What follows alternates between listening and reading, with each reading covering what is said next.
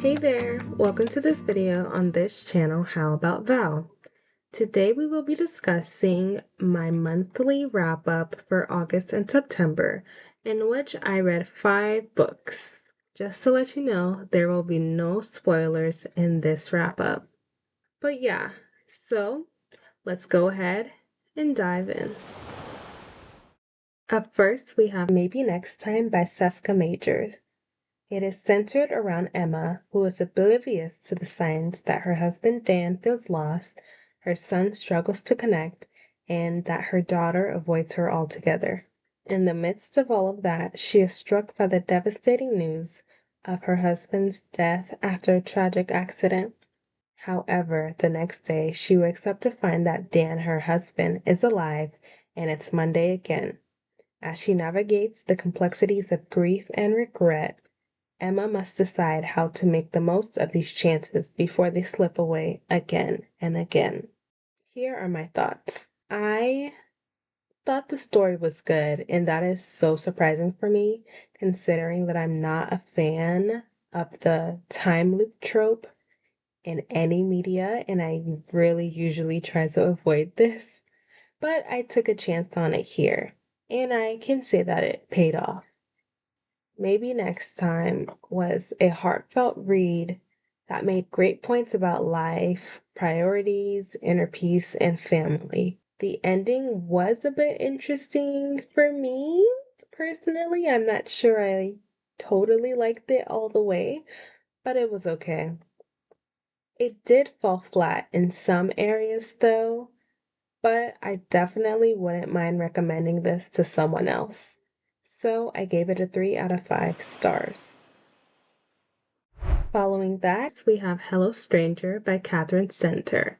It follows the story of Sadie, a talented, struggling artist who is facing a personal crisis after a sudden and life-changing accident. As she navigates the challenges of recovery and rediscovery, she encounters an unexpected connection with a charming stranger. The novel explores themes of resilience, love, and the importance of embracing life uncertainties while highlighting the power of human connection and the beauty of new beginnings. Here are my thoughts. I thought this book was amazing. The only other Catherine Center book I've read was The Bodyguard, and I enjoyed the characters in this book quite a bit more than that one. I must say there were some predictable parts of the book, like specifically the romantic reveal part. Um, but honestly, I really didn't mind it, and it was quite fun. The only aspect I didn't like was the dynamic between the main character and her sister. I found it to be almost unbelievable just how villainous the story tried to make the stepsister be. And I thought it just didn't work in the context of a book like this. So that's one thing. But I'm just gonna choose to look past that and enjoy how beautifully this love story came together. So I gave it a 5 out of 5 stars. Up next, we have Thanks for Waiting, The Joy and Weirdness of Being a Late Bloomer by Dori Shafrir. It is a memoir that explores the unique experience of finding one's path later in life. Dory shares her journey through various challenges and milestones, reflecting on themes of ambition, love, and self acceptance. She highlights the joys and quirks of being a late bloomer, encouraging others to embrace their individual timelines. Here are my thoughts. I thought this was an okay read. Honestly, I hesitate to harshly critique memoirs, but I can say that I definitely preferred the first 65% of the book compared to the later portion, as it was heavily discussing infertility and motherhood. It was insightful to learn about other people's experience with such topics like that, but honestly, I felt the book as a whole fell flat in some areas, specifically those related to actually being a late bloomer. So I give it a 2 out of 5 stars. Next is The Guest by B.A. Paris.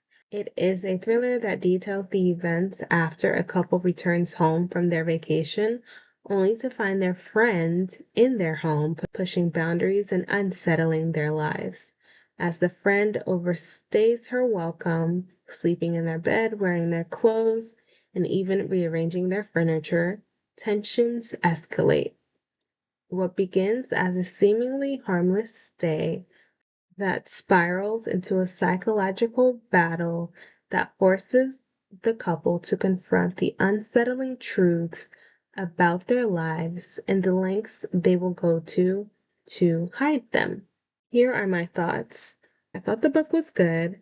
I enjoyed that there was actually mystery to the central actions of the plot, and I honestly did not know where the plot was going in terms of who the culprit was, which can be a pro or a con for some people, but for me, it was sort of a pro.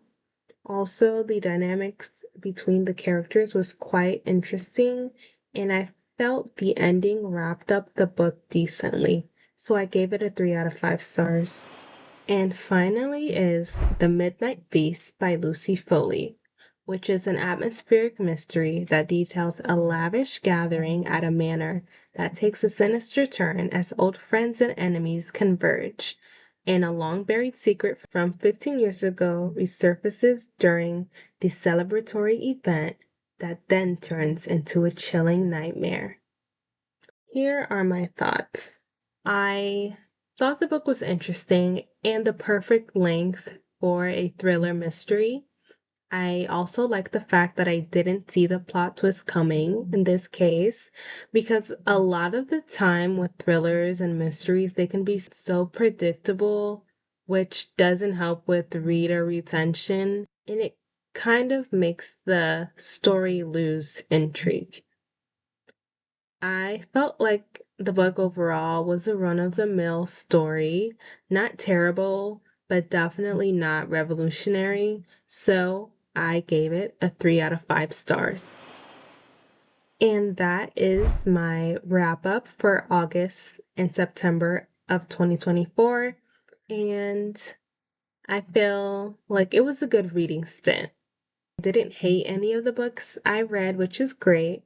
And I'm really happy that I found a 5-star read. So it was successful. This August and September wrap up was amazing. But yeah, guys, that is it for this video. Thank you so much for watching. And please subscribe and like this video. And I'll see you in my next one. Bye.